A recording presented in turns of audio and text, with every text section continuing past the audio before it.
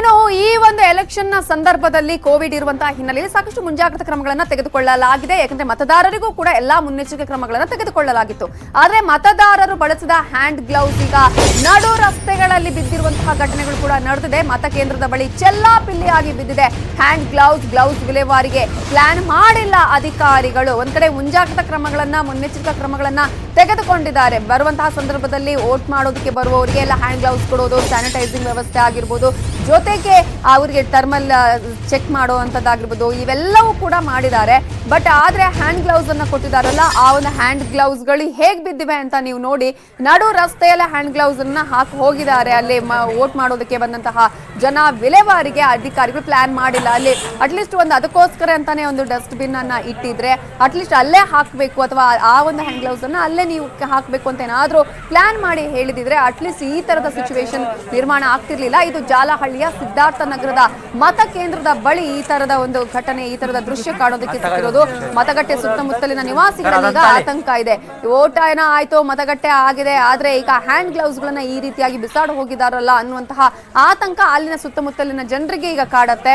But ಒಂದ್ ರೀತಿಯಲ್ಲಿ ಸಿಬ್ಬಂದಿಗಳು ಇದಕ್ಕೂ ಕೂಡ ಕ್ರಮವನ್ನ ತೆಗೆದುಕೊಳ್ಬೇಕಾಗಿತ್ತು. ಮಾಸ್ಕ್ ಹಾಕೊಂಡು ಬಂದಿರ್ತಾರೆ, ಆದ್ರೆ ಹ್ಯಾಂಡ್ ಗ್ಲೌಸ್ ಅನ್ನ ಇಲ್ಲೇ ಕೊಟ್ಟಿರ್ತಾರೆ.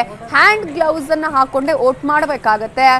ಆದ್ರೆ ಈಗ ಆ ಹ್ಯಾಂಡ್ ಗ್ಲೌಸ್ ಗಳು ರೋಡ್ ಅಲ್ಲೇ ಬಿದ್ದಿರೋದನ್ನ ನೋಡಬಹುದು. ಇದರ ಬಗ್ಗೆ ಡೀಟೇಲ್ಸ್ ಕೊಡೋದಕ್ಕೆ ನಮ್ಮ ರಿಪೋರ್ಟರ್ ಅಭಿಷೇಕ್ ಈಗ ಫೋನ್ ಸಂಪರ್ಕದಲ್ಲಿದ್ದಾರೆ. ಅಭಿಷೇಕ್, ಈಗ ಎಲ್ಲಾ ಮುನ್ನೆಚ್ಚರಿಕಾ ಕ್ರಮಗಳನ್ನ ತೆಗೆದುಕೊಂಡು, ಮುಂಜಾಗ್ರತಾ ಕ್ರಮಗಳನ್ನ ತೆಗೆದುಕೊಂಡು ಚುನಾವಣೆಯನ್ನ ಮಾಡಿದ್ದಾರೆ. ಫೈನ್, ಒಳ್ಳೇದೇ ಅದು ಆಕ್ಚುಲಿ. ಆದ್ರೆ ಇದಕ್ಕೆ ಬೇಕಾದಂತಹ ವ್ಯವಸ್ಥೆ ಕೂಡ ಆಗ್ಬೇಕಾಗಿತ್ತಲ್ಲ. ಆದ್ರೆ ಗ್ಲೌಸ್ ಗಳೆಲ್ಲವೂ ಕೂಡ ಈಗ ನಾವು ನೋಡ್ತಾ ಇದೀವಿ ರೋಡ್ ಅಲ್ಲಿ ಬಿದ್ದಿರೋದು. ಇದಕ್ಕೆ ಏನಾದ್ರೂ ಅಲ್ಲಿ ಸಂಬಂಧಪಟ್ಟಂತಹ ಸಿಬ್ಬಂದಿ ಏನಾದ್ರೂ ಹೇಳಿದ್ರಾ?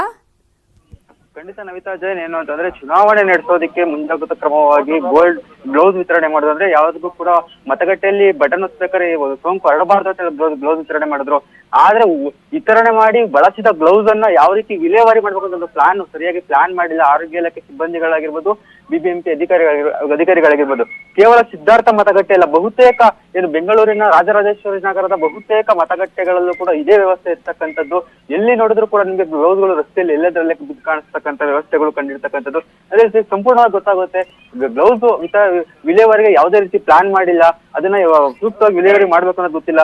ಈ ಒಂದು ಗ್ಲೌಸ್ ಈ ತರ ಎಲ್ಲದರಲ್ಲೇ ಬಿದ್ದಿರೋದ್ರೆ ಸ್ಥಳೀಯ ನಿವಾಸಿಗಳು ಏನಿದ್ದಾರೆ ಅಂದ್ರೆ ಮತಗಟ್ಟೆ ಸುತ್ತಮುತ್ತಲ ನಿವಾಸಿಗಳು ಇರ್ತಕ್ಕಂಥವ್ರು ಈಗಾಗಲೇ ಆತಂಕಕ್ಕೆ ಒಳಗಾಗಿದ್ದಾರೆ. ಈ ರೀತಿ ಗ್ಲೌಸ್ ಎಷ್ಟೋದ್ರೆ ಇದರಲ್ಲಿ ಒಂದ್ ವೇಳೆ ಯಾರಿಗಾದ್ರೂ ಸೋಂಕಿದ್ರೆ ಇದರಿಂದ ಹರಡುವ ಭೀತಿ ಕೂಡ ಹೆಚ್ಚಾಗಿರ್ತಕ್ಕಂಥ ಸಾಕಷ್ಟು ಆತಂಕವನ್ನು ಕೂಡ ಈಗ ಸ್ಥಳೀಯ ನಿವಾಸಿಗಳು ವ್ಯಕ್ತಪಡಿಸಿರ್ತಕ್ಕಂಥದ್ದು ನವಿತಾ ಜೈನ್.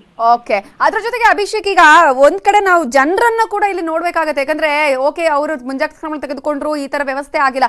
ಬಟ್ ಜನರಿಗೂ ಕೂಡ ಆ ತರದ ಸ್ವಲ್ಪ ಜವಾಬ್ದಾರಿ ಬೇಕಲ್ವಾ? ಎಲ್ಲೆಂದ್ರಲ್ಲಿ ಬಿಸಾಡ್ ಹೋಗಿ ಇನ್ನೊಬ್ಬರಿಗೆ ಪ್ರಾಬ್ಲಮ್ ಮಾಡಬಾರ್ದು ಅನ್ನುವಂತಹ ಯೋಚನೆ ಆದ್ರೂ ಅಟ್ಲೀಸ್ಟ್ ಬೇಕಲ್ವಾ? ಜನರು ಕೂಡ ಇದನ್ನ ನಾವು ಎಲ್ಲಿ ಹಾಕ್ಬೇಕು ಅಥವಾ ಏನೋ ಎಲ್ಲಿ ವಿಲೇವಾರಿ ಮಾಡ್ಬೇಕು, ಮನೆಯಲ್ಲಾದ್ರೆ ಮನೇಲಿ ತಗೊಂಡು ಹೋಗಿ ಅದನ್ನ ಸೇಫ್ ಪ್ಲೇಸ್ ಅಲ್ಲಿ ಅದನ್ನ ಹಾಕುವಂತ ಪ್ರಯತ್ನ ಮಾಡಬಹುದಾಗಿತ್ತಲ್ಲ ಅಂತ ಹೇಳಿ ಜನರಿಗೂ ಕೂಡ ಇದು ಅರ್ಥ ಆಗ್ಬೇಕಾಗಿತ್ತು.